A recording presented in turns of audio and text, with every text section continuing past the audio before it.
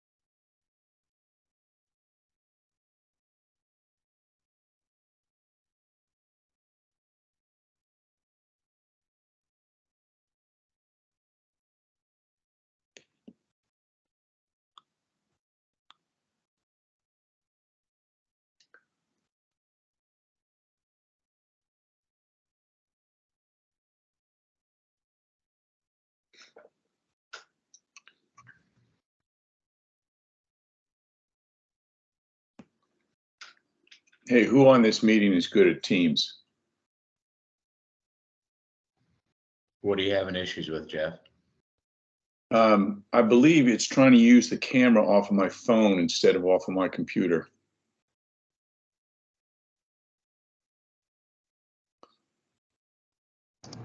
So you're calling in? No, I'm sitting here in front of my computer. Okay. Click on the more button up at the top, and then settings, and then device settings.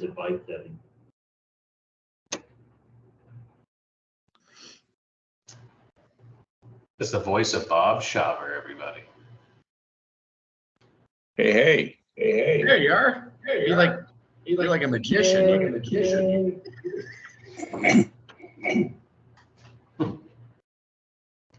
What's your background, Jeff? Is that clouds? That's the North Pole. Oh, wow. I took that picture when I was flying from Beijing to New York. Wow. It's crazy.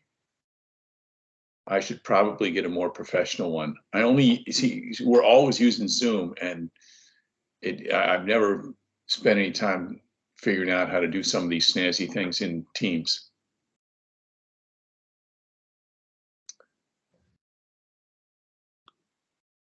I need to apologize in advance. I'm gonna have to step out at 9:30 for about 15 minutes. So That's okay, Bob. We'll forgive you.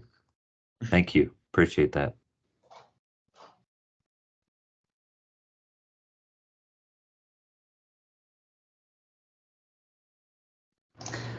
So Kirby, just to check, I know that you asked for some slides to be sent over to you in advance. Are you going to be presenting those slides, or will you want us to share and present?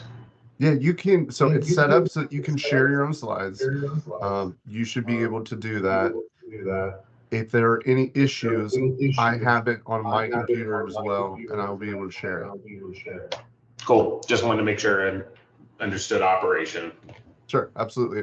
Michael, I think you're echoing a bit. Like I can hear myself through your mic. Yeah. Yeah, it's the way things are set up right now. My headset died, so I'm using the microphone on my webcam. I'll keep muted until I'm actually speaking. That way you won't hear it. Sounds good. Glad we identified that beforehand. Yep. 100%.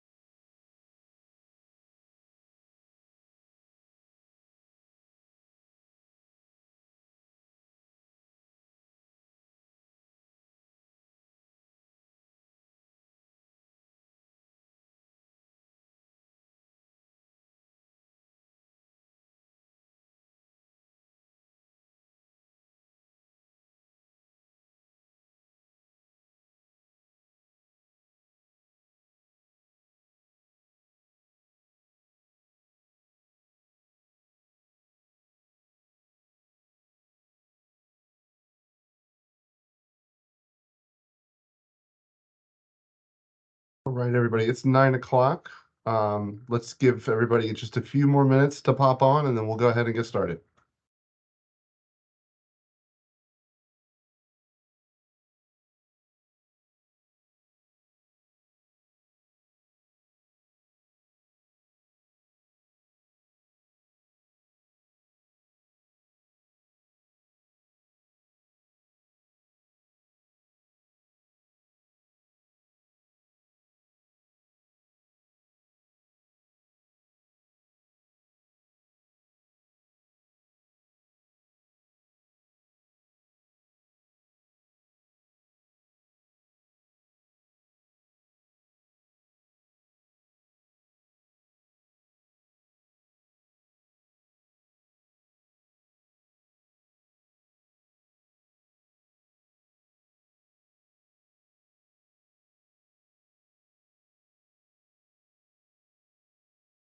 All right, everybody, let's go ahead and get started. Thank you so much for joining us this morning.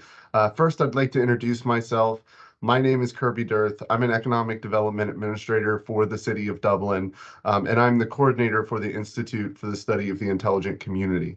The Dublin Institute was founded in 2015 by our former city manager and assistant city manager with the approval of Dublin City Council and partnership with the Intelligent Community Forum, also known as ICF. ICF is a smart cities think tank that focuses on the development implications of smart cities technologies and knowledge workforce development. ICF also certifies cities and regions as intelligent communities relative to their concentration of innovation, equity, and connectivity. After being certified as a top 21 and a top 7 intelligent community, the City of Dublin turned its focus to sharing the development testaments of ICF with our fellow Ohioans, while assisting in efforts for other cities and regions to be certified as intelligent communities. You may remember the Institute's various workshops held in Dublin or our previous roadshow workshops throughout Ohio hosted prior to the pandemic. Since the pandemic, we've been hard at work reorganizing, hosting the International ICF Summit in 2022, which was a great success and a great time. And working with the ICF and our public sector partners to certify the state of Ohio as the first intelligent state. That was a really big effort in collaboration with ICF to get us to be certified as an intelligent community at large. And I think it's a real testament to all the work that all the municipalities that you'll hear from today and others throughout the state of Ohio have really put towards development. This certification served kind of as our first step towards realizing our vision for Ohio to be a globally recognized intelligent community. We believe that with that realization of our vision of an intelligent state, that all Buckeye boats will rise. So we will continue to work on that into the near future. So quickly, I'm going to run through the agenda for this morning, and then I'm going to pass it off to our first speaker. So first, obviously, you're going to hear a little welcome from me. You're also going to hear Intelligent Community Forum background and initiatives from co-founder Robert Bell. You're then going to hear Dublin's Fiber to the Home story from Doug McCullough. Great project there. Very excited to hear it. And he is the City of Dublin's Chief Information Officer. You'll also hear from City Manager Michelle Crandall of the City of Hilliard about Hilliard City Lab and some of their Smart Cities initiatives. After that, you'll hear from Michael Farrar, CIO of the City of Westerville, about WeConnect and some of their Smart Cities initiatives as well. You'll also hear from Jeff Andrews. He's the representative of Broadband Access Ohio and CEO of the Management Council for Educational Service Centers. And you'll be hearing about some of the projects of Broadband Access Ohio and also some of the perspectives of the various educational service centers that serve Ohio. We'll also have a panel. My peer at the City of Dublin and at the Institute, Mitch Ament, will facilitate that discussion, talking about the development principles behind many of these programs and what the vision is for them and the goals. We'll wrap up with time for questions for some of our panelists and our guests today. So with that, I'd like to introduce Robert Bell. Robert Bell, co-founder of ICF, to speak about their initiatives and upcoming global summit next month in New York City. So with that, Robert, take us away.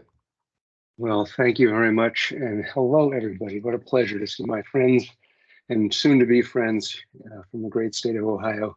You guys got the best name, Buckeyes. Nobody else, I don't think there's anybody else, any other state that's got such a great name for its residents. The Intelligent Community Forum was founded more than 20 years ago by me and also by two gentlemen named John Young and Lou Zaccarillo, who are known to many of you. Now, the word broadband was not even in common use at that time, but we could see that digital communications in business, in government, in personal life was going to transform the way that we do business, the way that we govern, connect, interact. And that in turn was going to bring dramatic change to the economic development of the cities and regions where we live, where we govern, where we do business. So based on lessons that we learned from working with places like Dublin, like Westerville, like Hilliard, we developed what we call the Community Accelerator Strategy. That's a new model for economic and community development that is designed to adapt specifically to the demands of this digital century, which keep on going all the time. Now, as educators and consultants, of course, we have to we do exciting names. We have to make them appear as grand as possible so that you're interested in them. But at the heart of our strategy is a very, very simple idea. And it is that this digital century gives cities and regions just about anywhere the potential to develop dynamic, prosperous, inclusive economies. Dynamic, prosperous, and inclusive economies that strengthen social connection, that support rich and meaningful cultures. Because those are the things that make a great place to live, to work, to start a business, to make friends, to innovate, to raise a family, and to give the next generation a strong start. But fulfilling that potential, that's hard.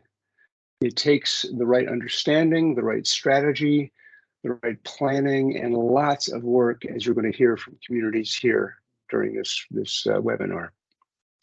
Now, I said that we learned from communities, not just the three that you'll hear from today, but literally from hundreds that have participated in one way or another in our programs over the years. And what we've done is to turn that learning into a number of programs that we believe have value. There is an in-person training program for government leaders and staff called the Community Accelerator. And you can learn more about that at icfaccelerator.com. That's ICF Accelerator, like the pedal in your car.com. Also developed a unique assessment system for measuring community progress, and that in turn enables us to certify intelligent communities. Kirby used that word certification, and that's something we introduced very much earlier this year with 5 certified communities around the world, with more to come. And the importance of that is that it's a direct contribution to the economic development of any place to say that you've got that standard in place. Also an international award program, events, books, and reports. And I do invite all of you to join us on October 25, 26 in New York City for the 2023 Global Summit. Our theme is "The Middle of Nowhere is No More." And that describes exactly what we expect from the decades ahead. You can learn more about that at icfsummit.com. That's icfsummit.com. You can also see Kirby here at Dublin about joining the Ohio delegation to that summit. And finally, we bring together community membership to take advantage of these resources and to learn from each other. And we establish institutes like this one in Dublin to further develop the intelligent community model and to share it with others in the region. Now, we are extremely proud of what the Dublin Institute has been able to accomplish in Central Ohio. Thanks to this hard work, this region has the biggest cluster of intelligent communities in the US and the second biggest in North America. So by being here today, you are taking an important step to make the future of your community better than its present or better than its past.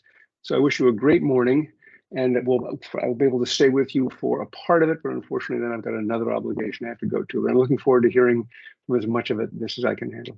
So Kirby, back to you. Robert, thank you so much for spending some time with us this morning and also sharing all of the wonderful things that ICF does. It has definitely been a great story as a part of the city of Dublin's development as well as Ohio at large. So thank you, and we look forward to continuing to work with ICF to spread those principles that you mentioned and those opportunities throughout Ohio. Next, I'd like to welcome Chief Information Officer for the City of Dublin, Doug McCullough. Doug, you've got a really big project to talk about today, don't you? I sure do. I'm going to talk about fiber to the home. I hope that my voice and my picture are aligned, but I'm using my best audio and my best camera, and they're on 2 different devices. So I hope we're close to the mark there. Good morning, everybody. I share Robert's joy in seeing old friends and seeing intelligent community forum believers or practitioners or newbies having this conversation. It's a pleasure. It's one of the parts of my job in existence that I really, really enjoy, and I hope you guys all do as well. I would love to speak to you this morning really from the perspective of other communities. We don't often get the chance to talk to each other like this. The city of Dublin has a fiber to the home project that I'm going to speak about, but I want to highlight that often we are speaking to residents, we are speaking to council members, we are speaking to industry representatives and service providers. We're speaking to a lot of different folks trying to talk about the value and importance of our programs, but it's rare that we have the opportunity to speak to each other. And so I hope you will consider this from the perspective of community to community speaking. And that's part of the great value of the Intelligent Community Forum, I think. And so I think as part of the panel discussion in a little while, we're going to really talk about some parts of the fiber to the home. And so I'm just going to give you a high level baseline of what it is and those kinds of things. Many of you may have heard about it before, but at the end of the day, the city of Dublin has had a fiber program in the DubLink program. It was conceived of for businesses and for economic development. It was there to attract businesses and to serve the interests of our economic development program, which is, you know, to have a stable tax base, to have companies interested in locating in Dublin, and to build up from that perspective. We always knew that, you know, residents had an interest in fiber or an interest in consistent broadband, but it was not a part of our program up until this point. A number of different data points led us to agree across our city council, our residents, and our city administration that we really needed to jump into the game and do this. And so we have started that program. We did all the right things. We did a study. I do recommend you do a study. We have a council goal that says we want fiber to the home. We want broadband for residents specifically. And we did a public solicitation in that we did an RFP and we got bids back and responses, and we did all the things that you have to do. And we have selected a vendor that is Alta Fiber, who is going to partner with us to build a fiber to the home network that addresses 100% of Dublin residents, approaches, and it is accessible to 100% of Dublin residents. And so we're very excited about that project. It's going to take at least 3 years before some of those residents are lit, and probably 4 years till we get to the multifamily homes and those kinds of things. And there's a big fight ahead of us. There's construction here. The service provider industry has some legitimate questions about what are we doing and those things, and we're going to have to continue doing that. So our model is different from some other intelligent communities in Ohio, and we think that that's good, and we want to share some of that stuff with you. Now, that being the case, I just want to talk to you briefly about, you know, kind of why are we doing this, and what are the impacts, and how can you maybe think about this? I'm talking to you from a CIO's perspective. My job in Dublin is to think about technology at a higher level and kind of look at the broad outlines of history and kind of what is happening and help the city have a strategy around that. So the first thing is equity. Broadband is a normalized part of life at this point, but broadband is not normalized in access, availability, affordability throughout our country, I would say. I know everyone here is not from the United States, so, you know, but we don't have that. That is a problem competitively, and it's for a number of reasons that come up later on what I'm going to talk about. Equity, not having equity is not just the right thing to do. It is an economic impediment. It is a friction. It is a problem to a well-functioning economy, education system, health system, transit system.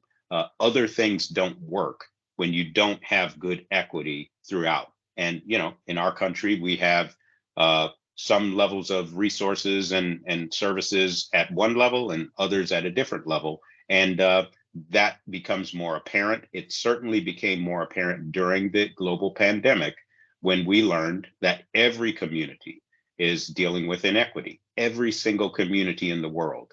And so we've learned that lesson, and that's a big part of why this is important and part of an argument you may be able to make. Next item is work. People are earning a living from home and from elsewhere. People are learning from home, and people are developing skills from home. I think a world that many of us came from was that school was school, work was work, and home was home. And you went home and you cooked your dinner and you hugged your family and you spent time maybe reading a book, but you certainly didn't work.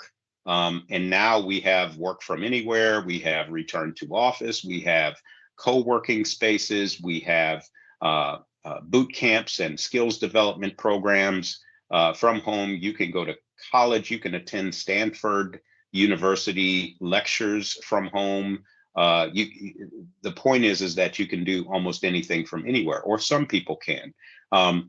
Not being able to work from home is a disadvantage for a community. And we may not think that we are being measured on the capacity to work from home, but we are. And so the measurement lags the reality. people are looking at our communities and making the decision whether to locate there. And we have a system that is designed for businesses to locate there, not for people. But in the future, the race will be for people and for their regard for our communities.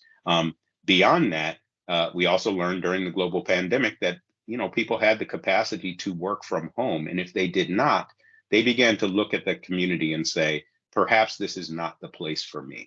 And if they did have the ability to work from home, and if it was ubiquitous, then people began to say, maybe I should move to Dublin, because Dublin has fiber to the home. And that's a narrative that you want to get in front of. So the capacity for people to work is one of the key items here.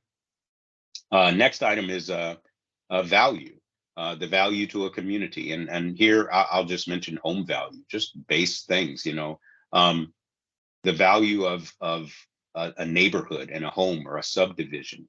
If you have fiber and everybody knows it, the value of that community goes up. That's dollars and cents. But beyond that, community value, and we've had some internal conversations, and maybe you have too, that this is not unlike parks and trails and streams and amenities.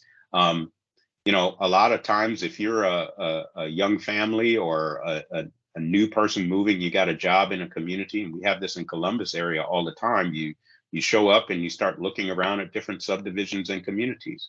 And if you've got awesome running trails or multi-use trails, as Dublin does, you tend to attract people who are going to go and buy those houses.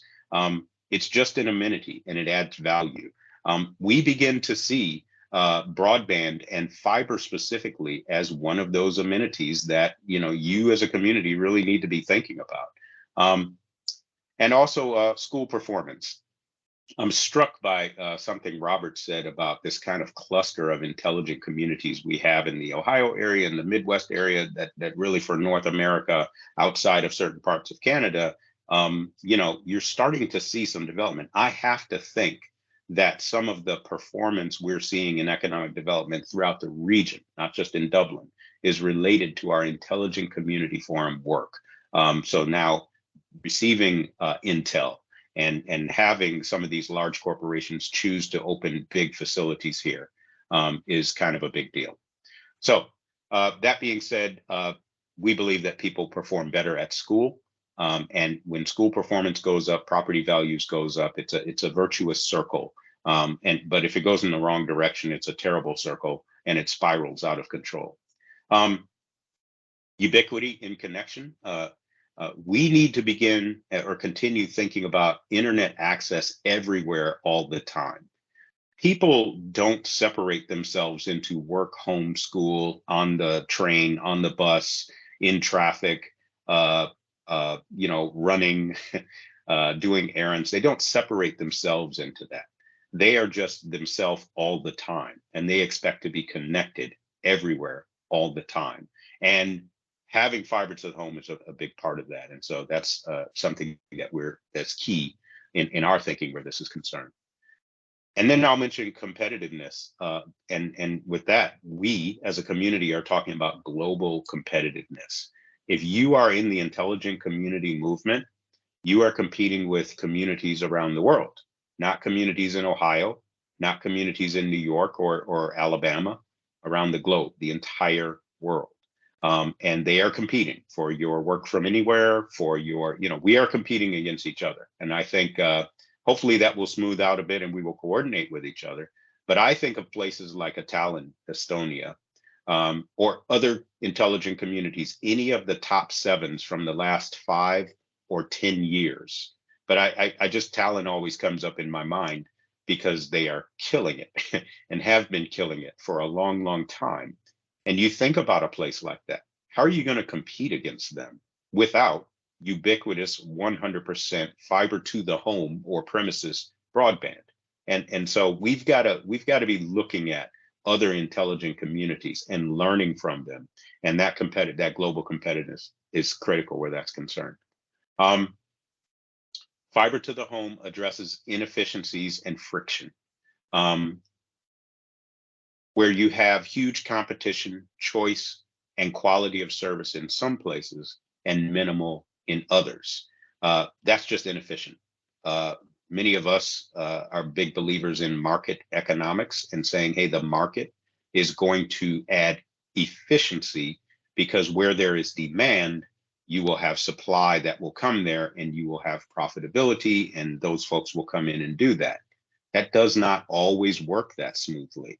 And when and where we have inefficiency, you've got to do something about it. And that's one of the things that we have. The market does not always, 100% of the time, address these imbalances. And technology advancement requires consistent resource availability. And this is kind of a big issue. We have waited for fiber level broadband 100% access to all residents, and it is not arriving. It is not arriving fast enough to keep up with technological advancement. And that's part of the issue. If we had time, we could wait more, but we don't. So speaking of technology advancement, I'm speaking about things like virtual reality. And in that family, you would include augmented reality, mixed reality, extended reality, the things with the goggles on your head, and those things are glasses or something like that. Those things chew up bandwidth. And we didn't have those before. And many of us would argue, do you even need to have virtual reality? And we would say, yeah, we're going to need it. Like, did we need social media? No, not at first. But then we needed it. All of a sudden, it is the way that you get your news and you live and you vote and all sorts of stuff that you have to figure out. And so we think that that technology advancement is a part of our lives, whether we want it to be or not. Artificial intelligence is here. It's not coming, it's here. And then I'm looking at things like quantum computing and telehealth, blockchain, and the metaverse. We don't get to slow these things down and say, well, we don't want that in our neighborhood. It's a part of school. It's a part of work. It's a part of our lives. And so these are advancements that we must make resources available for our residents, or we will more quickly get left behind. And I don't want to just be telling scary stories here and all the time and everything. It's a positive story here. But the point here is that technological advancement moves on its own pace. And we can make laws and decisions and rules that we don't want that over here, and they're going to do it overseas, or they're going to do it in another region of your country. You can't stop technological advancement. But what you can do is prepare for it. And many of these things are very good for our community, and we want them. So the question then becomes, knowing that this advancement is coming in 5 and 10 years, what will the infrastructure need to be in order for us to survive the wave of really amazing changes? These are going to cause workforce changes, economic changes, and those kinds of things. What do we want our communities to be able to weather as that storm comes along? We cannot have critical infrastructure undefined or uncoordinated. We have to think about these things. And I mention this because when we talk to service providers and they say, it's just internet service and nobody needs more than 100 meg right now, and when they need it, we'll provide it. And yeah, that's not good enough. We need a plan, right? For most of us talking here, we are governments. We need a plan. If you knew flooding was coming and you didn't prepare for flooding, shame on you. If you knew technological flooding is coming and you don't prepare for it, shame on us. We know it's coming. And so we need a plan. So what I'm speaking to you about here is part of a CIO's perspective on the value and importance of a fiber to the home program. That is the why from my perspective. I don't represent every point of view in the city of Dublin. If Dublin asked me as the CIO to, kind of speak to this, what do you think? This is how I advise our city council. This is how I advise our residents when we have conversations about this. I'm thinking about it from that perspective. And when we all think about it from that perspective, I think we won't be slowed down into thinking of a broadband, fiber-based broadband program in our communities as optional, as perhaps unnecessary, as being impatient or something like that. Not the case. But we have to have these kind of concepts solid as we're having conversations with all parties. And this is a conversation I would love to continue having with the service provider industry, because let's be honest about what's coming, what we need, and what the best solutions are. And can our market participants fix this without coordination from local communities, certainly intelligent communities? I don't think so. And that's our stance. And that's what I have for now, Kirby. I'll hand it right back over to you. Thank you. Well, Doug, thank you so much. Two things I really wanted to touch on before we move on to our next speaker that I thought you said brilliantly. First and foremost is the value proposition of adding the fiber connectivity of a home to its home value, right? That is an investment that can be seen on the side of government, but also residents as well. I mean, it's a strategic asset in the value of your home. And I think that's an incredibly valuable proposition for fiber deployment moving forward. And then also, you mentioned competition around the world, right? We're no longer competing within just our regions. We're competing with everybody around the world. And every business has the opportunity to do that, whether it's an advanced manufacturing operation or it's a mom and pop shop. You have an entire global market at the access of your fingertips. So really speaks to the value of fiber and the value of this project. Thank you for sharing those perspectives with us.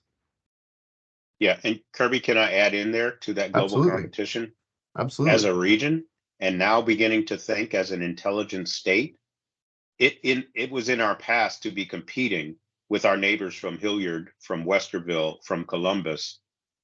Now we are seeing we are competing against Tallinn, Estonia. We are competing against, Gold Coast in Australia. We are competing against Toronto, and not in an unfriendly kind of a way, but we need to work together as a state and as a region. So just throwing that out there again. So thank you for those comments. Absolutely. Absolutely. As much as local economic development officials hate it, economics is regional, right? So there's definitely some sort of competition there on a regional aspect between neighboring cities. But I mean, realistically, the rubber hits the road in region to region comparison. So thank you for that. Appreciate it, Doug. So it'd be my honor to invite Hilliard City Manager Michelle Crandall to speak about Hilliard City Lab and some of the smart initiatives down in Hilliard. Some wonderful things happening with our neighbors to the south. I'm very excited to hear about it. Michelle, what do you have for us today? All right, hopefully my slides are pulling up here. Can everybody see those? Great.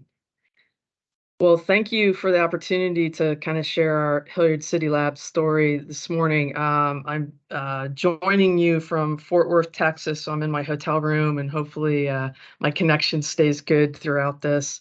It was a little testy earlier this morning. Yeah, so I'll just get started. So Hilliard City Lab really started about 2.5, 3 years ago. And it started with a partnership I'll talk about, but it's really grown. And the basis of what we say is that our city is a lab, and we want to be the place where companies come, whether they're startups or established businesses, to prototype and deploy new technologies. So this means we want to be able to offer up any infrastructure that they need. Doesn't necessarily have to be technology infrastructure. It could be sidewalks, it could be a bike path, anything for them to be able to, again, prototype or deploy. And then we want to provide other services around that. So, to say our city is a lab, you really need to put something behind that and build an ecosystem that when these companies come in, they can be successful. So this I'll kind of walk through the different components of the Hilliard City Lab ecosystem, and I'm going to start with sort of the spine of this, and that is the City of Hilliard's relationship with a company called Converge Technologies. Converge Technologies is a commercialization incubator They started in Hilliard in 2018. We have co-branded with them, as you can see from the picture of the building, and are working really closely in partnership with them and the companies that are in there. There's about 12 companies now, more that want to get into the space. One of the challenges we're having right now with Converge is lack of space for new companies to come in. So we're beginning to look at least one company that's really kind of bursting at the seams and where can they go next in Hilliard to expand. Within the Converge space, there's shared equipment and software applications. Companies come in and they lease space, but they have access to all of that. And then they have access to the staff of Converge Technologies, their technical expertise, and also some incredible grant assistance. And then there's a really active intern program that I'll talk about here in a little bit too. These pictures just give you an idea of what the space looks like inside, at least a portion of it. You can see some of the shared equipment and space in there. The middle picture is interesting. So that's we have begun working closely with some of the companies on city applications, and this is a golf bag cart that all kinds of instrumentation has been added to, so that we can do sidewalk audits.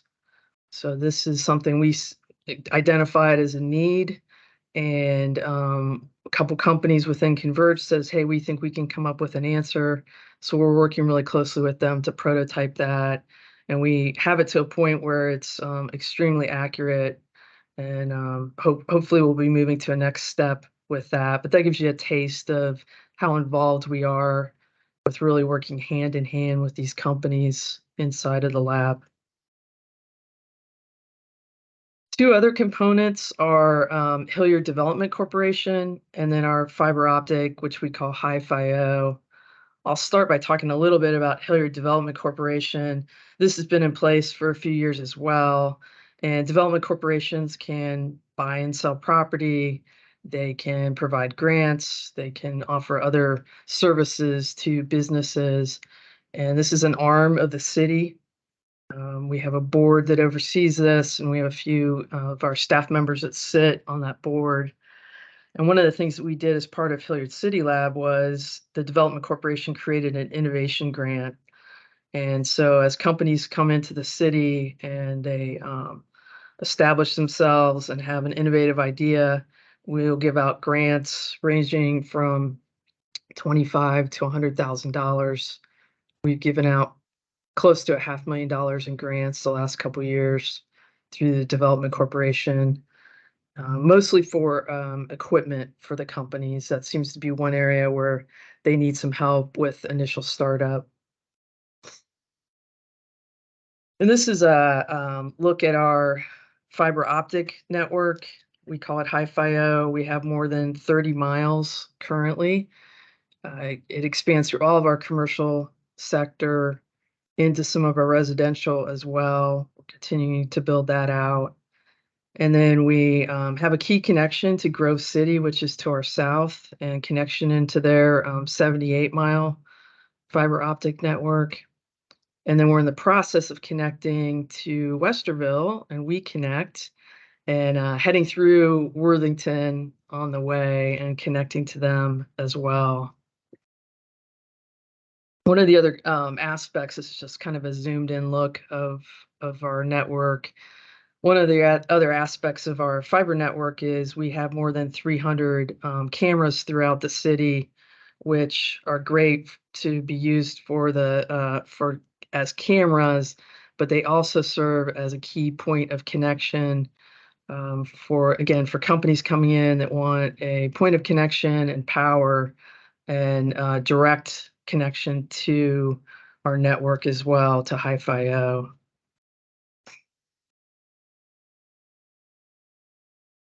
And then these top two items, so at Hilliard City Schools, we formed a really close working relationship with the schools. They have some great public-private partnerships with Amazon Web Services and some other companies within Central Ohio. We have 3 Amazon Web Service data centers, either built or under construction. And they've been a great partner to the schools, funding their innovation lab, a key innovation lab, and then also smaller innovation labs within all the middle schools. Hilliard City Schools is also partnering with Converge Technologies to offer a summer internship program for kids that are in high school that want to be exposed to STEM jobs and opportunities. And then August 20 really represents something else that we're building out. We're realizing that some of these small startup companies need other services, and sometimes they know what they need, sometimes they don't. But August 20 is a software development company, again, a startup in Hilliard that's growing rapidly. And we've worked with them to ask them to reduce their costs. And we're hoping to build this out with some other customers. So they'll come in, either they'll have a reduced rate or we'll supplement their rate through our development corporation. And then they can provide expertise in software development to some of these companies that may be lacking that skill. We're looking at some other ones, such as bringing in someone that's a patent attorney and some other services that some of these companies are identifying that they need. This is just a few pictures inside of our school and one of their innovation hubs. We just had our audit. Matt Owen from Intelligent Community Forum came in, and these are some of the pictures from when he was in town. But the middle picture is Amazon Web Services. That's the room that they've completely equipped within this innovation hub.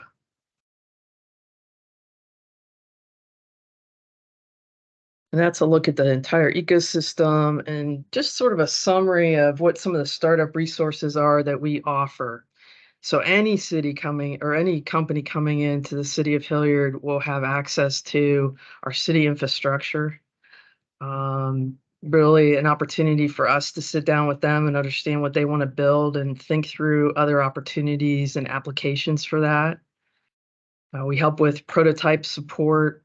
Talk about a few of those later on when we get into some of the discussion. We have what we call employee innovation ambassadors, and we're starting to link some of our employees that have certain expertise with some of the companies that are coming in either through Converge or otherwise to serve as a helpful guide for them. And I mentioned the innovation grants and the partner services that we're bringing in. If a company's within Converge Technologies, they have access, obviously, to the space, shared equipment, tremendous technical support, funding connections, so either private funding connections or quite a few of the companies in there have government contracts, and then grant writing as well. And then another key that we do in partnership with Converge is customer connections. So we have a company called IC3D. They're a really large 3D printing company. We've been able to hook them up with some of the companies within the city of Hilliard so that they can have expanded contracts. And then the other partnership that we formed with Converge Technologies is to stand up a nonprofit called the Ohio Manufacturing Innovation Center. And Converge has been kind of bootstrapping this the last few years. They started it in 2019 and then COVID hit. But this is really to allow college students to come in, either 2-year programs or 4-year, get paid internships, have real life experiences, and be able to walk out of there and get a great job. So they have probably 40 to 50 interns that come through during the summer, and then other interns around the year. We were really fortunate just this last year and this year to get 2 grants from the state of Ohio.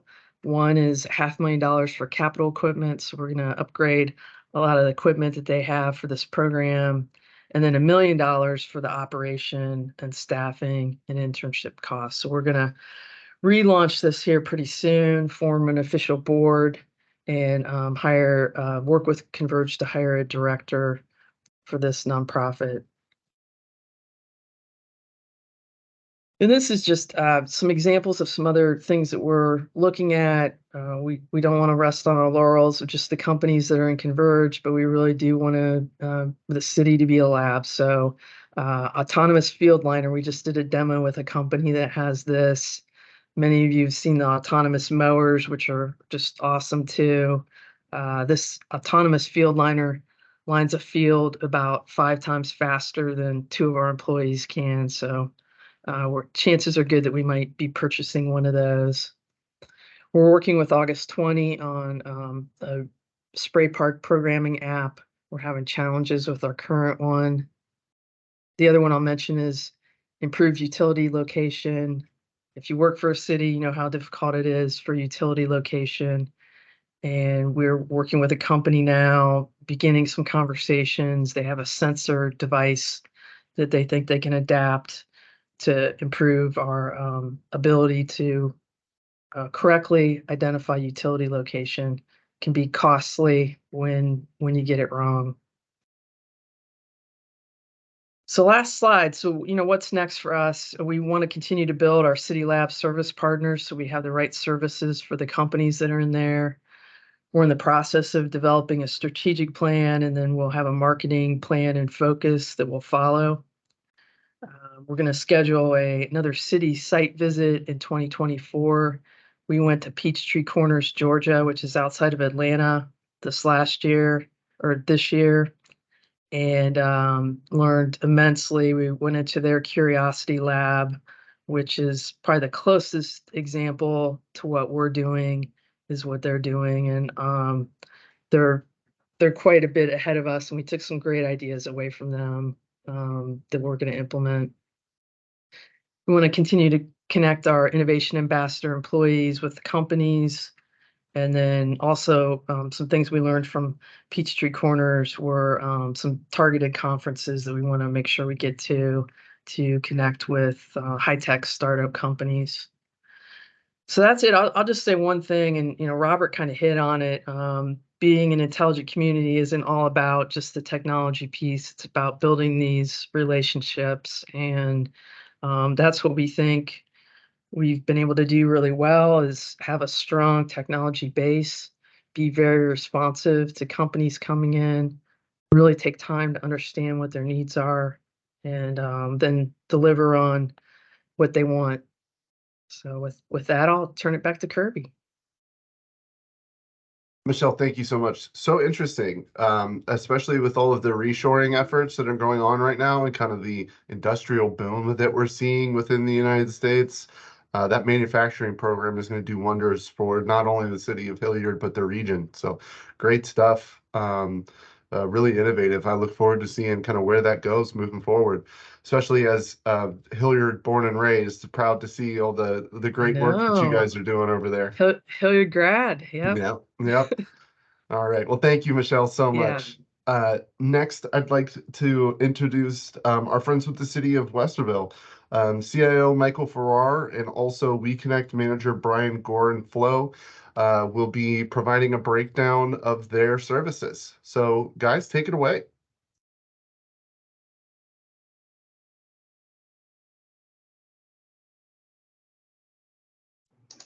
All right. Thank you very much, Kirby. I hope can you see my slide? Excellent. Wonderful. Well, first off, before we get into our presentation, I got to say I'm quite honored to be here speaking with you today, and also honored to be part of Ohio. As Doug and Michelle have been able to highlight some of the awesome things that they're doing with their cities. It's honored to be part of this team and this group of innovation as we continue to drive forward into the future and really trailblaze and set the bar. Really putting Ohio on the map of the world. So thank you very much for this opportunity. As you said, my name is Michael Ferrara. I'm the Chief Information Officer here with the City of Westerville, and I'm joined today with Brian Gormflow, who is our WeConnect manager. And I'm going to give Brian the opportunity here to go ahead and tell you a little bit about our municipality owned and operated data center, one of the first and only in the United States. So over to you, Brian.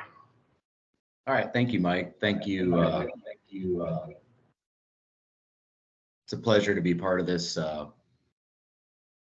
presentation itself. Go ahead over to the next slide, Mike. So as Mike had mentioned, we are the nation's first and only municipally owned and operated data center and fiber network that is open to the public. There's many data centers that are publicly owned, but they typically are locked down for government use only. Back in 2010, we decided the city needed a brand new data center, and our economic development crew worked with some of our community partners, and a lot of the community partners also needed a place to place their network and computer equipment, and we decided to extend our fiber network out to over 200 lit buildings as of today. So City of Westerville has 4 utilities. WeConnect is the 4th. We've got electric, we've got water, we've got public refuse, and we have fiber. Fiber is the 21st century's infrastructure, as Doug had mentioned in the early stages itself. So we take a fiber first approach, just like we build roads as cities, we build infrastructure, we build sewers, we build everything underneath the roads that everyone drives on. Why shouldn't fiber and conduit be part of that infrastructure itself to make sure that the infrastructure is in place for anything that's coming up, for any smart cities, any fiber to the home initiatives, anything that businesses are needing that's moving. The way that we built the network, it is open access. In the city itself, we have 70 miles of fiber that runs throughout the city to close to 200 lit buildings, and over 100 of those are commercial. We also have 19 internet service providers that co-locate here at WeConnect Data Center. In the city of Westerville, there's really only 3 providers that are out there for businesses and or residents to gain access through. And having the data center here gives the access and competitive advantage for businesses to access whatever carrier they would like to have. I'll go ahead and move over to the next one, Mike. So inside the city, so this enterprise has been around since 2012. We opened the doors. Our grand opening was March of 2012, and we have been growing, evolving throughout that. We started out as a public-private partnership, and we evolved to bring management and operations back in-house about 4 years ago. So I was employee number 1 of the city, and I've brought on a staff of 2 other engineers, and we're looking to grow that staff as our product and the demand grows. So inside the data center, we provide co-location, we provide cabinet space. We're basically a hotel for businesses to put their computer equipment. We rely on outside parties for hosting services and or managed services. We do provide helping hands for our co-location clients. I had mentioned we never intended to be an internet service provider. But through our fiber network that we have connected throughout the city, we have 2 different offerings that are available. We have our Metro business, which basically is a full pipe that goes from our data center out to all the connected buildings that we have in town, which gives those buildings access back to their co-location space here in the data center. Our second offering we also have is our small business fiber offering that we've spread through our uptown businesses that gives them a solid internet connection for processing credit cards or any other services that they need to provide that gives them the reliability that they deem when they need it. We also, just like Dublin, very similar in aspect to the Dublin conduit system, We also have 200 route miles of conduit that go underneath the city as well. And we host that out to those internet service providers to draw them in and give them access so that they have speeded delivery for their businesses, and they can get services online as quickly as possible. We have a process where when we dig up a road or we're doing a huge infrastructure project, conduit gets put in the ground first, and that way it's in place so that the right-of-ways are kept nice and clean, and we're able to provide fiber through that access when that services are needed. We'll go on to the next thing, Mike. So as we've evolved as a city, there have been quite a few different services that have been added. You can see the roadmap itself. The slide was developed a couple of years ago. We need to add to it. But it's interesting to see the progression of when the data center was built itself and when the fiber was starting to be laid back in 2008. And we started to move that action plan. The amount of services and smart aspects that have been able to be added to our city network and or our enterprises inside the city have been able to utilize have been extremely abundant. Some of those have been the SCADA networks. So for our utilities, our water and our electric utility. Also some of the smart city applications that Mike will be talking about a little bit later on.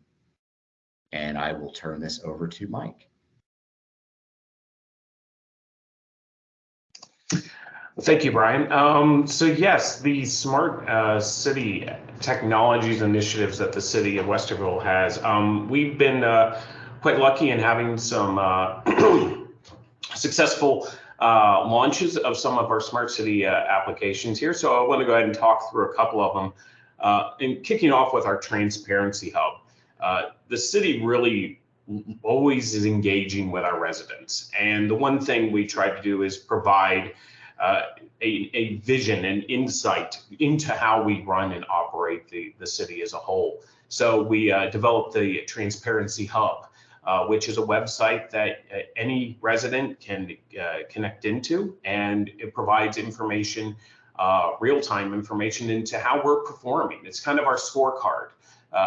So anything from public safety to utility performance to financial performance, all public services. And it allows us to be more accountable and show that we're delivering the best level of service we possibly can. So it's quite a unique and awesome way to engage with our community.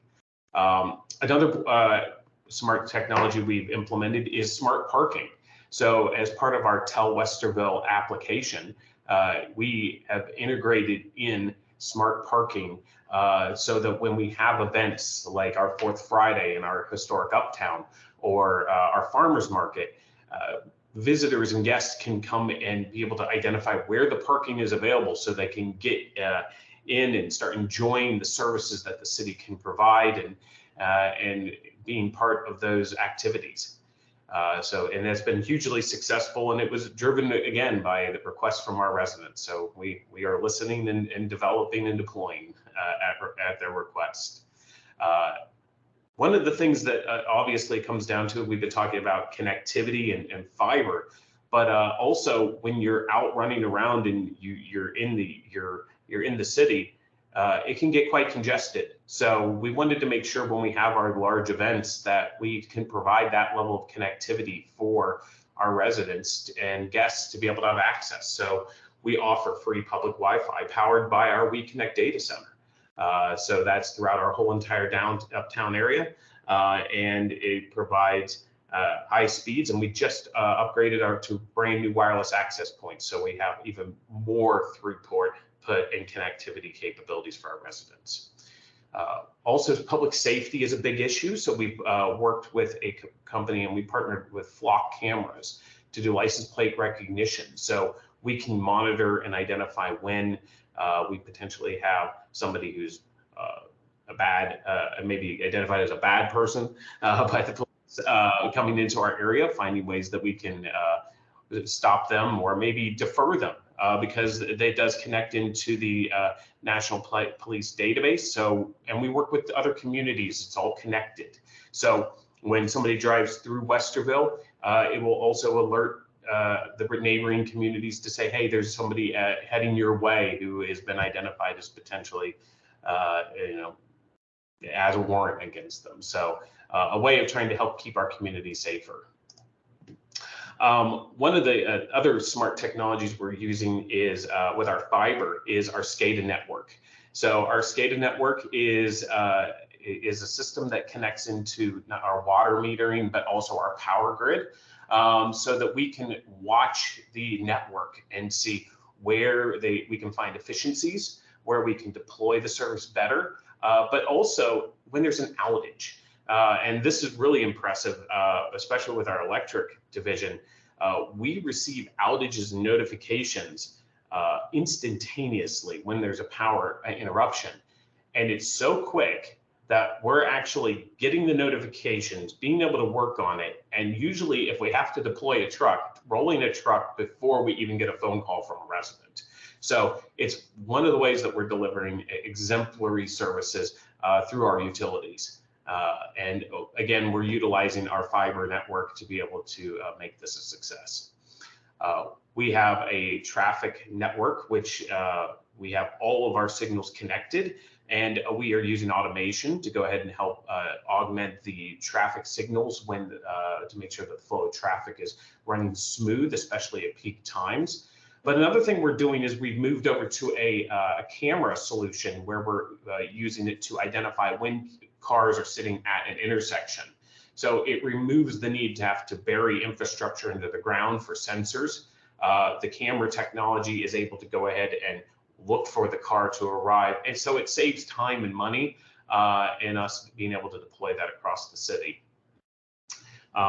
The city has been ramping up in its drone program. We're now up to 5 drones here in the city. And we use those for public safety with our fire and our police divisions. But we're taking it a step further as we've just purchased a new drone that has LiDAR capabilities to it. So we are working with our fire and our police division to integrate that technology in and use it for GIS. So we're piloting a couple innovative ways to be able to get more detailed pictures and real-time images of the city, but we also use it for our public safety initiatives as well. So a lot of fun, and I think we're just scraping the top of the surface of what we can do with drones. So more to come there. And finally, Dublin mentioned their fiber to the home initiatives. The city of Westerville is also doing it currently in the middle of a pilot, fiber to the home. So with having our own data center, we have the capability of being able to provide internet service not only to businesses for an economic development opportunity, as Brian talked about, but we're now piloting it, doing it to homes and residents as well. So currently we have 20 houses that are connected with 1 gig symmetrical fiber being provided by the city. And so far that pilot has been quite successful. So we're reviewing all the data, looking at how we're being able to support this. And we're working with our council on what next steps is going to look like and how we can take this further. So definitely more to come, but fiber is the future. It is the 4th utility, but it is definitely an equitable piece that all communities need to be thinking about. And it's definitely prevalent that you can see from Hilliard and Dublin here, Ohio is definitely, it's firmly in the scope of how we're delivering our services. So with that, I would like to thank you from the city of Westerville for your time, and I'll kick it back over to Kirby. Michael, Brian, thank you so much. Very interesting stuff. I remember how impressed and shocked I was to find out that Westerville had a data center that was municipally owned. Very, very outside of the norm, but a really cool project and cool opportunity for moving forward. So thank you both so much for your participation. Thank you. Thank you. Thank you. All right. So next we have the Broadband Access Ohio and Management Council, Jeff Andrews. the chair of that council and the CEO of that organization. So, Jeff, I know that you've got a lot on your plate and a lot of projects that you're working on. We're excited to hear about. All right. Well, Kirby, thanks very much. And I understand that the audience is broader than I initially knew about. And I want to welcome all of you, whether you're down the street or from the far-flung corners of the world. I want to thank you for the opportunity to talk about Broadband Access Ohio.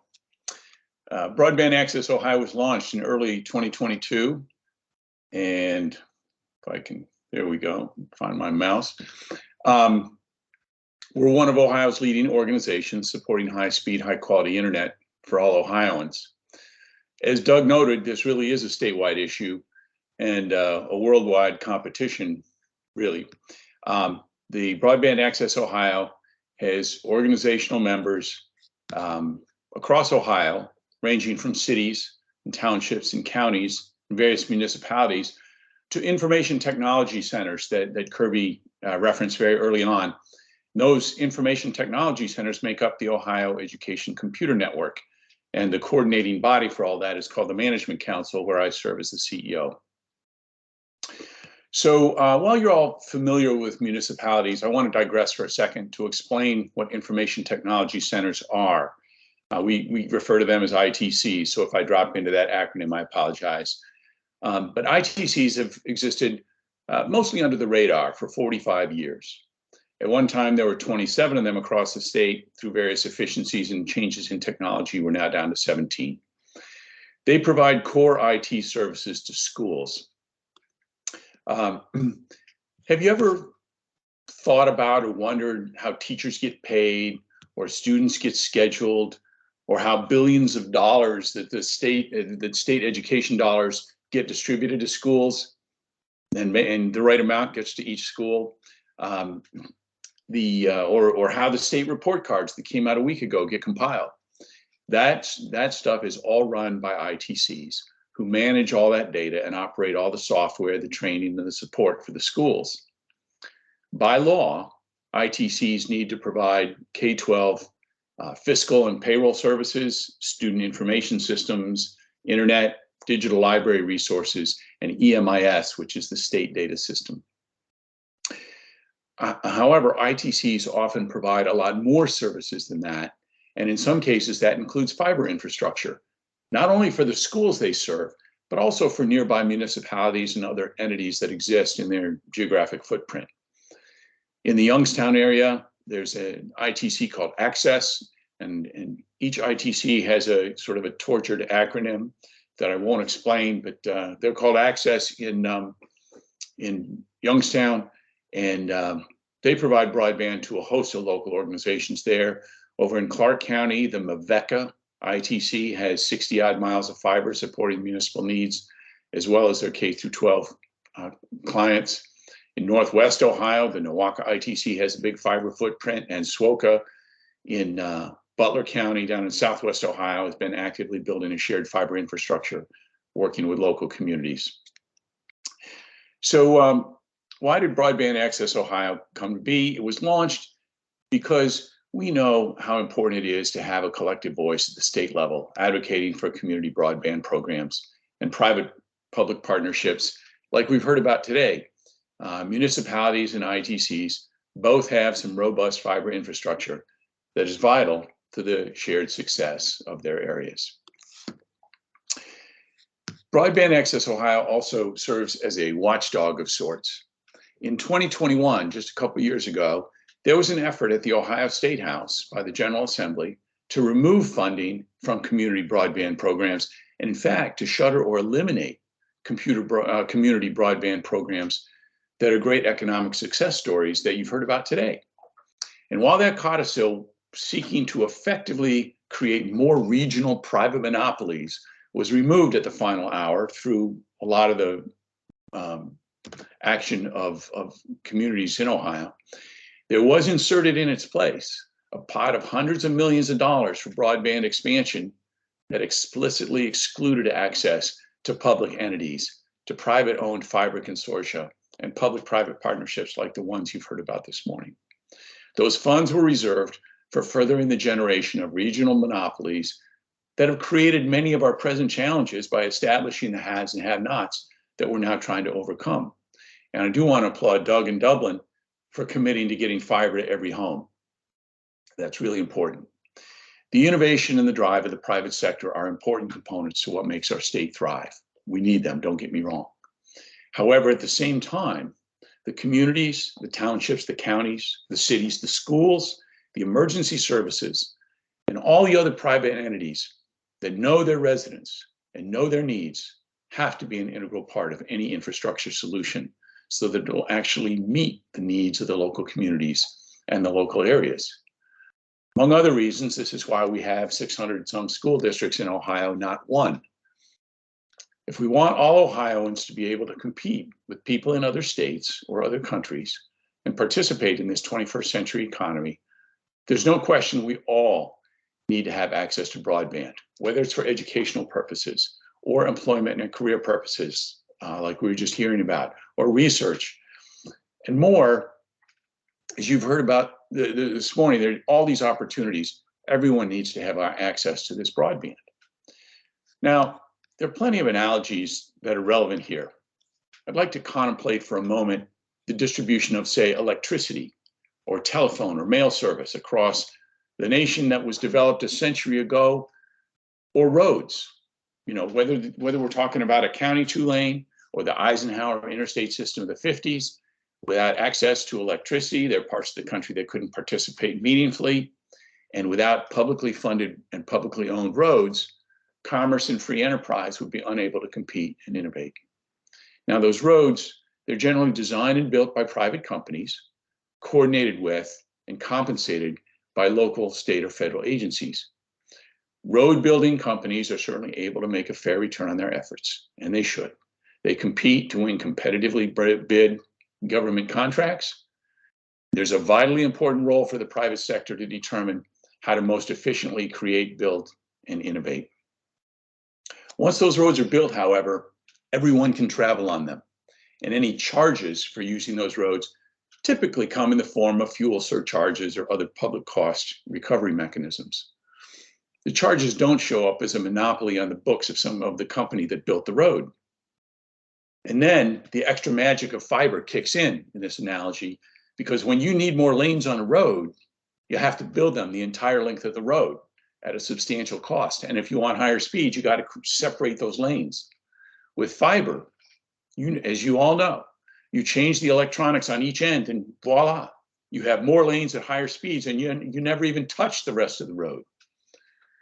Now, I don't want anyone to misread this as a criticism of capitalism and markets. Markets create efficiencies, that's well documented. However, relying on the private sector to have the public interest first and foremost in mind, I would suggest is a little naive. Whatever our politics, we can all acknowledge that the public sector fills a critical role here. We need water we can all drink. We need air we can all breathe. I've lived in parts of the world where you can't drink the water coming out of the tap and you can't venture outside in some days to breathe the air. We don't want that. Returning to broadband now for a minute, it's abundantly clear that broadband creates economic and educational opportunity for Ohioans and others. That argument is unassailable. We've heard it here today and we've heard it everywhere else. Broadband has got to be like roads, accessible to everyone in a manner that meets individuals and communities where they are, in a way that is consumable and affordable, opening up opportunity for all, and priced in a way that is driven by competition and innovation, not by monopoly. Regional monopolies have never served our state or country well. The subsidies we keep generating for the private sector to lay fiber that remains privately owned, preventing access for other entities to compete on that fiber, is short-sighted. At best, it addresses errors from the previous subsidy. And this is like driving in the rearview mirror, trying to correct the errors of the past, not broadening an inclusive vision of the future like you've heard about here this morning. Broadband Access Ohio exists to promote the programs of our members and showcase how our state needs this all of the above approach to broadband access. Our team not only advocates for broadband access in the State House, We also utilize media to tell our stories. We have legal partners and lobbying partners, and our members have been generous in helping fund our efforts. So in closing, I want to say, if you're interested in joining Broadband Access Ohio, feel free to email me, visit the Broadband Access Ohio website. We'd love to include your voice in our message. And again, I appreciate the opportunity to tell you a little bit about BAO this morning and what we're up to. Thank you, Jeff. Truly important work. Prior to the establishment of Broadband Access Ohio, whenever there were any kind of legislative changes that would influence municipal broadband, there wasn't a cohesive response. And when there was, it was a Herculean effort, if you will, establishing this kind of network and this lobbying ability for these public institutions and public fiber advocates is incredibly important to the future of our municipalities, our school districts, so on and so forth. So thank you for the hard work that you and your members are putting in on that front. On the other front, to build on your point about not realizing all of the background work that goes into creating these effective school systems throughout Ohio. We actually used the Management Council's work as one of our examples for why Ohio is an intelligent community, specifically because of those networks of ITCs, information technology centers, and ESCs, the educational service centers, and how different school districts come together to establish buying power and economies of scale, and you provide that umbrella of support, and then they're able to take that umbrella of support, services, software, connectivity, and really make a local impact based off of the unique needs of a given region or area. So two very great examples of ways in which Ohio is really driving forward in this regard. So thank you for joining us. So next, I have the pleasure of inviting everybody back up to the spotlight, and my peer Mitch Ament with the City of Dublin and the Dublin Institute for the Study of the Intelligent Community. Mitch has some questions for our panelists. We're going to do about 30 minutes of discussion, and then we'll have some time for audience questions as well. So with that, I'll pass it over to Mitch and the rest of our friends to start that discussion. Thank you, Kirby. And yeah, as Kirby said, I'm Mitch Ament. I'm a management analyst for the City of Dublin. I want to thank everyone for being here, and thank you to the group joining me for engaging in the panel discussion. Alongside being a management analyst, I also work alongside Kirby and Doug to uplift the Dublin Institute. I'm really excited to learn more about the organizations our speakers come from alongside the attendees today. So if everyone is ready to get started, I'll start with Michelle. Congratulations on Hilliard's top 7 status, as well as being featured in a recent Broadband Access Ohio's news release. Within that brief write-up and in the earlier presentations, you mentioned that the public-private partnerships support community broadband and enhance the goals of your city. Could you please elaborate on what Hilliard has done to bolster public-private partnerships in an effort to enhance community broadband access specifically? Sure. Thanks for the question, Mitch, and for the shout out on the top 7 as well. So yeah, I'll give a couple examples, one related to our residents and then one related to our corporate residents. When COVID hit, as we all experienced, our schools shut down and kids had to learn from home. Hilliard's a pretty diverse community, and we have some low-income neighborhoods where kids really didn't have sufficient access to broadband, to internet. And, you found them sitting out in the parking lot of the library and schools so they could get access after hours. And so we partnered with our schools and one of our local providers, Bresco, to get those families that were lower income internet access during COVID, and actually they still have it, and to get it for free. So we partner with Bresco. We worked with our schools to identify all the students that were either free or reduced lunch, and reached out to all of them to see who may need it. Because we had expanded our Hi-Fi-O to a lot of the schools, we'll have all 20 schools connected by the end of next year. It made it easier to get out into the neighborhoods. The city purchased the wireless network equipment for Bresco, and then they delivered the service and what each family needed for that. And then on the business community side, I mean, the power of Hi-Fi-O for us is really our ability to have companies come in and have multiple access points around the city that they can connect. And I'll give one example. We have 2 companies within Converge Technologies that are working on a drone technology that's autonomous beyond line of sight drones. So there's only one other that we've found in the world so far. It just happened a couple months ago that can do this. And we have helped them build a virtual air traffic control dome over the city. So we have multiple access points for tag sensors and also long range cameras. And a lot of technology that's attached to the drone, so that drone knows where it is according to those location tags, and can identify things in the air and identify what it is because of the cameras on the drone and the cameras that we've set up. So without Hi-Fi-O, we wouldn't have that rapid real-time response for that drone to be able to understand where it is and where it's headed. So again, this is for safety services, so they can get on, drone on site. Hopefully it'll fly 90 miles per hour and get to anywhere in Hilliard in less than 2 minutes. So a couple examples of our Hi-Fi-O system. Yeah, thank you. That's really interesting. And I thought it was great that like the focus on equity across diverse populations, especially within the schools. And then continuing through the group, Michael, as we talked about earlier, the city of Westerville has WeConnect, which is an important asset to the region's goal of advancing broadband connectivity. In your presentation to the group a few minutes ago, you mentioned some future goals and programs. Could you elaborate a little bit on the plans you have and even some potential challenges you may face in achieving them? Sure, be happy to. So one of the big ones, I talked a little bit about was our fiber to the home initiative.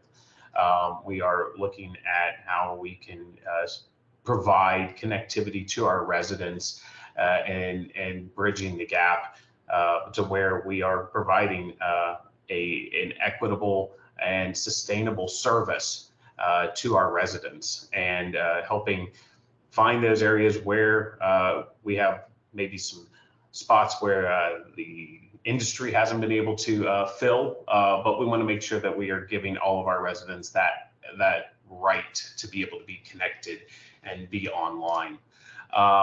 Some of the other things that we work with is we're working on building out a kind of like Michelle had talked about, a toolkit or a startup option for our local companies and also any of our startups here in the region.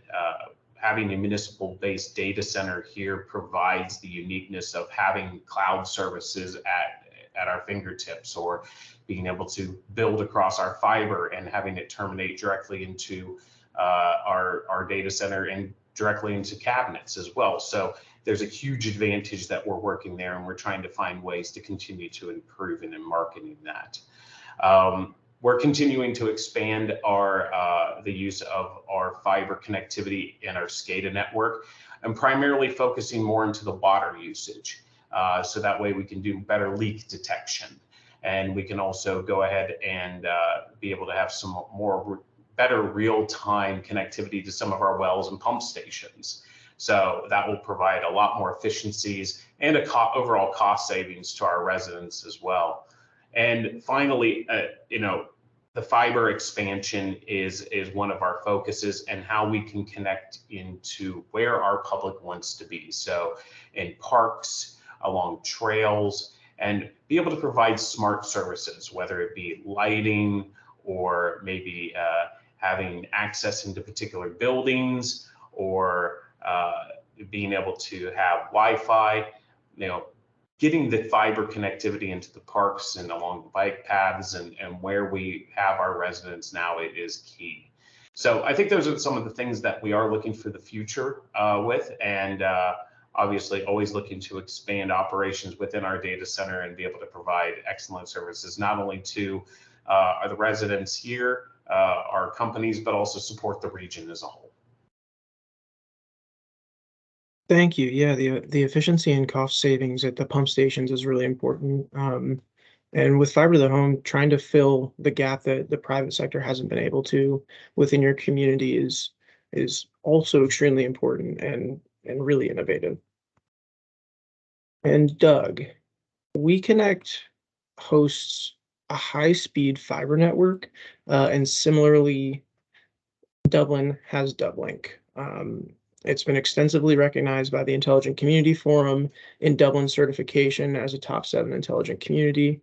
You provided the group with a better understanding of Dublink and its history, its services, but how does Dublink interact with the Beta District? And could you describe what the Beta District is for any in the audience who are unfamiliar? Sure. Thank you for that question. I have to pause here and say that one of the interesting things about the Intelligent Community Forum is that we concentrate a whole bunch of interesting information from multiple communities. I don't get this anywhere else. And it's really breathtaking, quite frankly, when you put in context, wait a second, this is all happening like within a 20-mile period or location from each other. It's an amazing cluster of interesting innovation, and I think we feed off of each other. And I have to take a moment to acknowledge that, because I love coming to Intelligent Community Forum types of things where you can learn some things like that. And so the Dublink program, and I would say kind of fiber in our region, has been a point of attraction or even gravity. A while ago, we began to look at, Dublin's fiber network, but then also look at the 33 highway. And there is, for anyone who's not from this area, an industrial parkway going up and down 33. It's a very large automotive manufacturer, and this is Honda. And Honda R&D of America is a company where I think a couple of years ago, some 70 or 80% of R&D for all Honda vehicles around the world was done in their Marysville R&D plant. That's not just Honda Accords, that's lawnmowers and motorcycles and just all of their engine works and different things like that. So there's an extraordinary amount of engineers working in that area, but there's also a very large supply chain, not just for Honda, but other automotive and other friendly kinds of things there. And that goes up and down Industrial Parkway. And it's bookended by the city of Dublin on one end and the city of Marysville on another end. And in that same area, you have the Transportation Research Center. In the past, in ICF, Dublin has talked about Dublin. But now we're really thinking about the rest of this regional type of thing. When you're talking about economic development, it goes outside of your city borders. And so we formed a council of governments with the city of Marysville and Union County and the Union County Port Authority in order to serve the interests, the economic interests that we share. That manifested in fiber going up and down the 33 highway, giving birth to the 33 Smart Mobility Corridor, with an interest towards testing and connected and autonomous vehicles in real world locations and environments. That fiber makes possible the deployment of dedicated short-range communications or wireless devices along poles along that fiber route. That makes it an interesting playground for connected and autonomous vehicles, not just self-driving cars, but also unmanned aerial vehicles. And so there's a real drone play here in terms of testing and creating the kinds of data privacy systems and all of that, mapping that is necessary for all of our drone programs to move forward. We want to innovate where that's concerned. That program, the 33 Smart Mobility Corridor, was rebranded to the Beta District, wanting the Beta District to be this area between Dublin and Marysville as a place where a playground. And I think you've heard us all talk about a playground or a testing zone, and wanting this area of Central Ohio to be the place that others come to say, hey, we've got this really weird, interesting innovation that needs to be tested somewhere. Where's the best place in America to do that? And we want this part of Central Ohio to be that. None of this would have been possible without the existence of a robust fiber network, not only in Dublin, but then also the extension of that and connection of that in Dublin to Marysville, so that now you have a multi-city council of governments that does that. I want to mention, just in our public sector kinds of work here, we were asked recently, should we extend this project, given that we now have to work with like 3 different governments, and that's 3 different things that we have to figure out. And we responded, and I know that Aaron Story is on here, IT director in City of Marysville. We responded, because we have this Council of Governments, you only need to work with one government, that Council of Governments. And that's that's an innovation. It's not a fiber innovation, but now if you want to do some interesting things with the fiber, you can't go to 3 governments. And that's a key innovation that we need to provide to the rest of the world, saying you can work with one government, that Council of Governments. And so that's the Beta District. It's at thebetadistrict.com, I believe, thebetadistrict.com. And just some interesting, the play is not just self-driving cars or connected and autonomous vehicles. It's anything that fiber could support, really, for transit, transportation, distribution systems, all of those things. They have to start somewhere, and we want to be that district that dominates when it comes to that.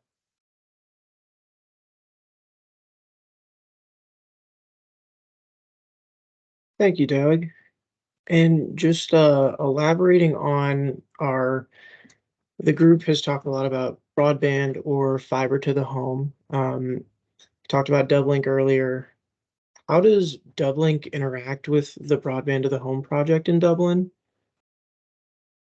That's a good question. So Dublink, when you think of it with fiber to the home, it is a conduit system. So Dublink itself goes all around the city of Dublin, but it actually goes outside of Dublin as well. And as a conduit system, other service providers can place their fiber within it. And the service provider for Dublin's fiber to the home will use the Dublink conduit system, and it will place its fiber inside that conduit so that it can reach all of the places where Dublink already goes. Dublink does not go into certain neighborhoods and certain other places, but it does get to certain schools and certain other parts of the city. And so a lot of the infrastructure that needs to be dug or built is already done. And so once again, sometimes when you put in infrastructure, you don't know 5 years from now what your goals may be, or what kind of network you might want to build, or what private partner might want to do something that you are then in a position to say, we've already built this. You could plug in here and move faster. And that really is the point,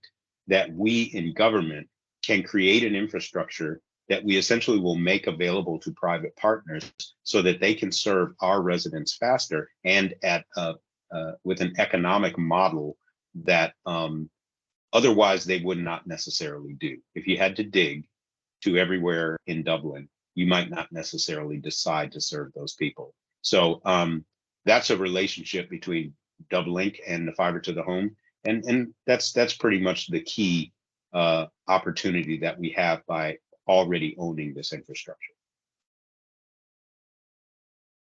Thank you. And I think that really exemplifies like the adaptability of infrastructure, public infrastructure of all kinds, not just related to conduit. Yep. Moving on to Michelle, you've described Hilliard's Hi-Fi-O network through the Hilliard City Lab. Have you seen any development implications of this partnership? And if so, can you elaborate on that? Sure. Yeah, from an economic development standpoint, and this is really part of our economic development strategy is to focus on startups. So I mentioned earlier that Hilliard City Lab, the Converge building is really maxed out right now. So we're looking at that space and what can we do next? We have some companies coming in and building some tech flex space in a few areas of the city that we're going to leverage that to move some of the companies out of the current Converge or do sort of a Hilliard City Lab part 2 in another building. And is there a 10-year vision for the growth of the Hilliard City Lab? I don't know about 10 years. We're working on a 3 to 5 year strategic plan right now. I think, we went to visit Peachtree Corners, and like I said, we learned a lot from them, and they're a little bit further along than we are. They had a full-time position that was part of their curiosity lab, and I think that that's somewhere where we're headed. We need to have we have a lot of our employees that are involved with it now, but I think that'll be part of the vision. And then continuing to build on what we have of what services do these companies need, being nimble and responsive as those needs change, and hopefully building really good partnerships so when they get ready to grow and need more space or different space, they think of us first. That's fantastic. And for the group, you all have these great public programs in place. Have you, Jeff, Doug, Michael, because Michelle already answered this question, have you observed positive impacts in both economic development and even community development more broadly?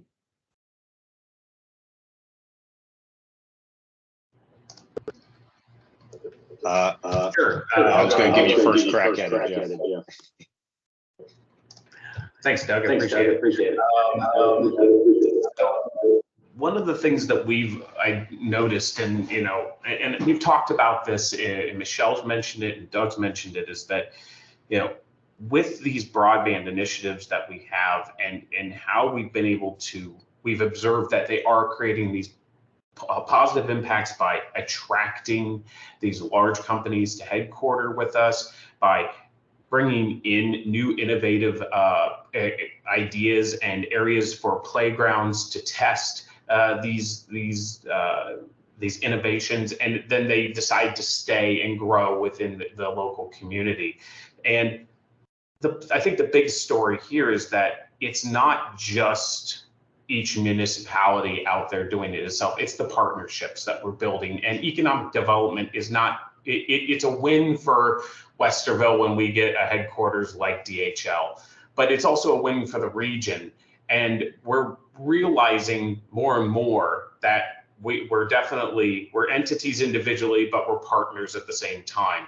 So the connection that Westerville is building with Hilliard, and the connection that Dublin has with the 33 Smart Mobility Corridor and the COG, it's realizing that to win, we have to build the region up. And sometimes, yes, economic development will come into our city, but as long as economic development is coming into the region, it's going to create a positive impact on the community as a whole.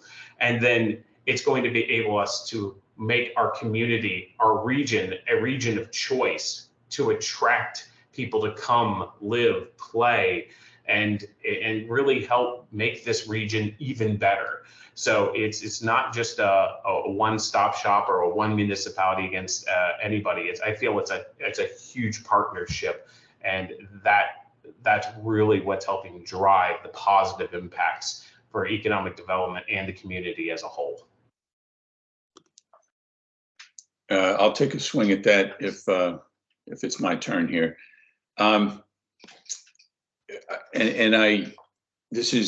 This is a little premature, but I trust everybody on here is just going to take this for what it's worth and not spoil our rollout on Tuesday. But recently, we've upgraded the connectivity from Ornet to all of the ITCs to 100 gig or 200 gig. And so the school districts have lots of bandwidth And so the project, and that bandwidth is nice. I mean, you know, you can never be too rich, too thin, or have too much bandwidth. But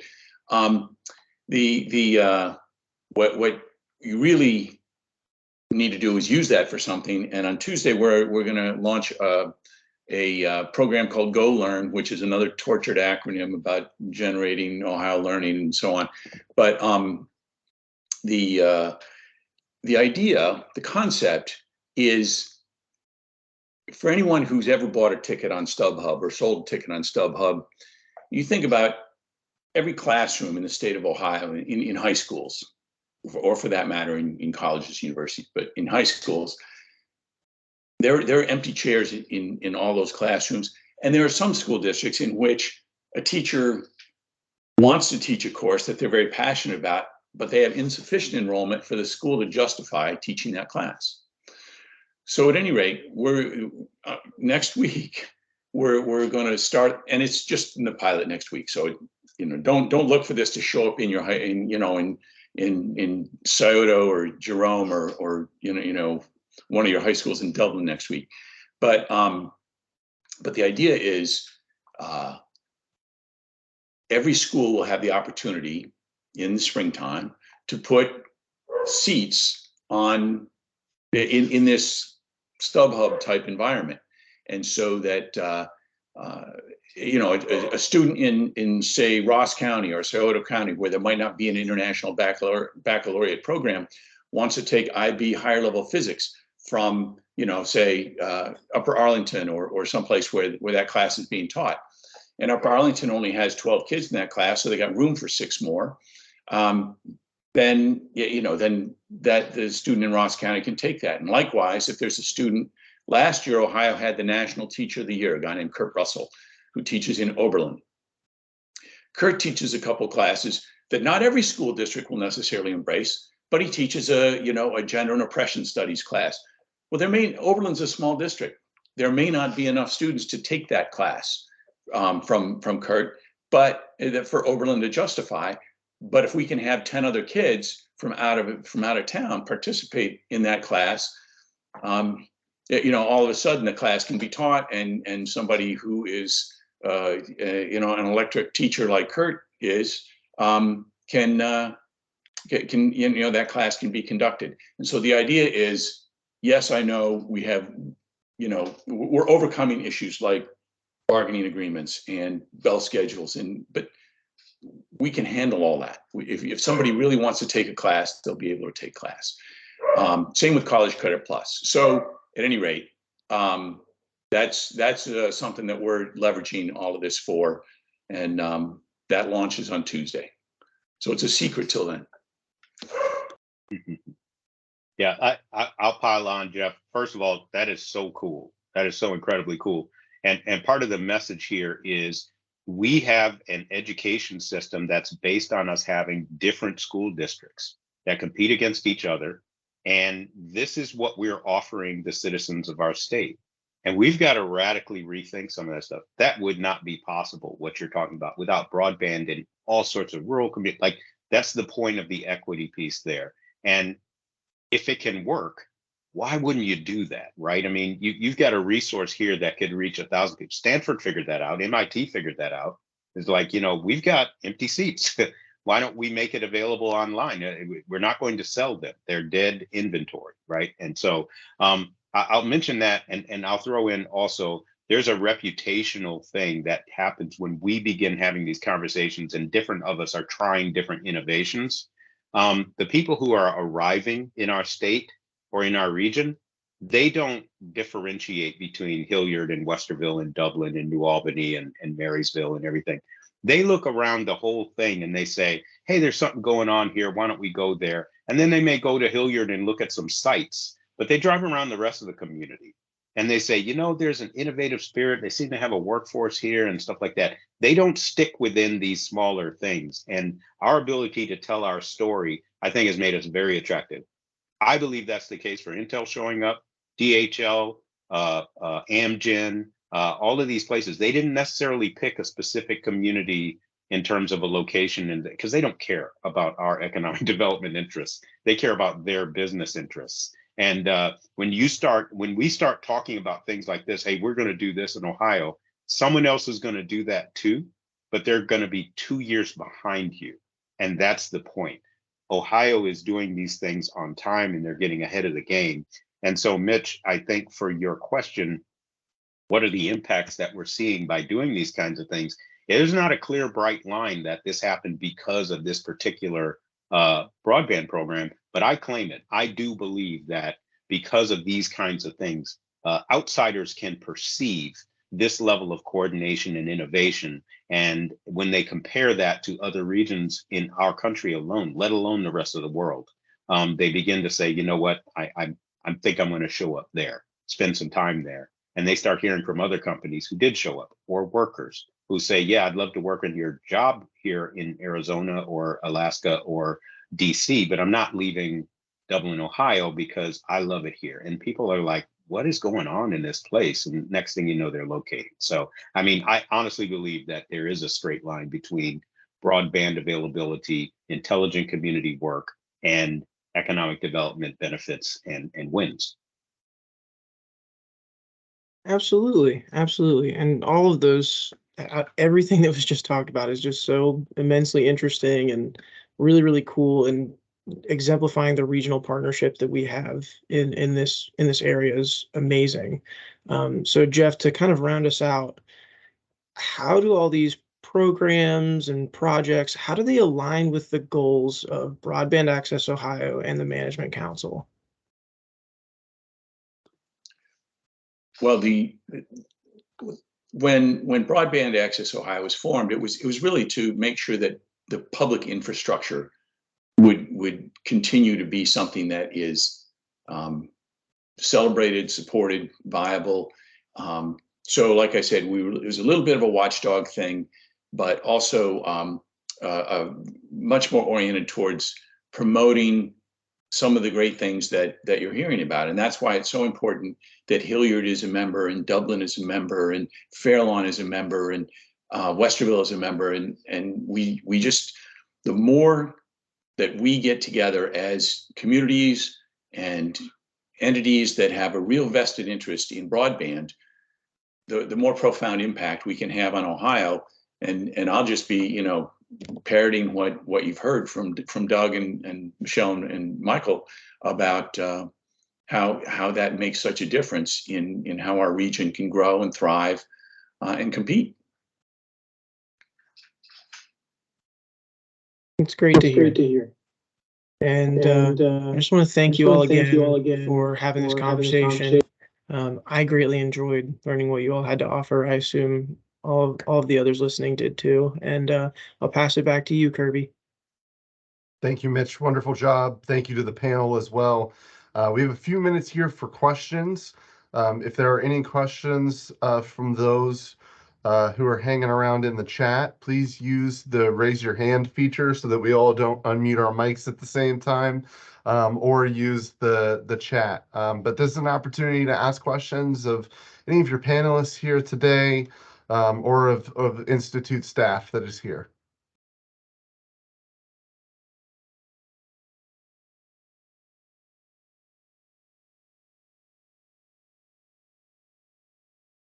So I'll do another quick call out for any questions of our panelists. Any closing thoughts?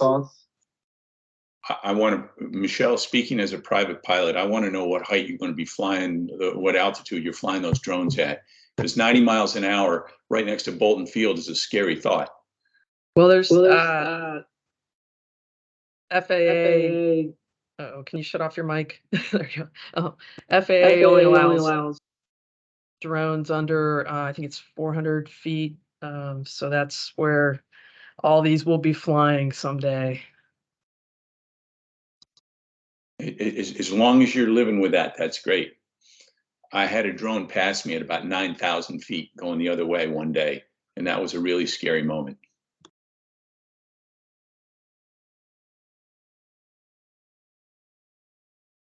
All right, barring any other questions, I wanted to thank all of you for your time today, not only our panelists for taking the time to share some of their innovative projects with us, but also all of you who are participating, spent your morning listening in, hearing about what the Institute has to offer, and also what these various different communities are doing within the region. If I can summarize, I heard a lot about broadband, of course, and the needs for connectivity, but also the opportunity of partnership within the region. I think you heard that we all kind of ascribe to the idea that although there is a play at a local economic development level, regionality is huge within this modern market that we're all competing in. So it's great to Doug and to Michelle and to everyone's point that we're all taking the time to connect, to share some of our perspectives, some of our good projects, and benchmark to see how we, as an intelligent community and an intelligent state, can continue to drive economic development for all Buckeyes. So a bit of housekeeping. This was a great virtual opportunity to kind of re-engage all of you and have a conversation. Be on the lookout for an invite to a spring workshop. We will be in person. We'll have breakout rooms, food, the whole 9 yards that you're traditionally used to. So we're developing that. We'll have a keynote speaker, so on and so forth. So be on the lookout for that event. Again, the International ICF Summit is next month. I believe Robert said October 25th and some change after. I know I will be there. I assume that some of our panelists will be there as well. If you have any questions about that or would like to join the Ohio contingency that is headed out to New York to support ICF and learn kind of what some of these other models and projects across the country look like, feel free to give me a call, shoot me an email. I think based off of the 40 emails I've sent in the lead up to this, you all have my contact information. But feel free to reach out. I'd be happy to help you coordinate that. And with that, that's all we had for today. So I want to thank you all again for your participation today, for your active listening, and for all of our panelists' wonderful wisdom that they provided all of us. And I'll pass you back 10 minutes on your Friday morning. So please be safe, enjoy your weekend, and we look forward to hearing from you again in 2024 for an in-person workshop. Thank you.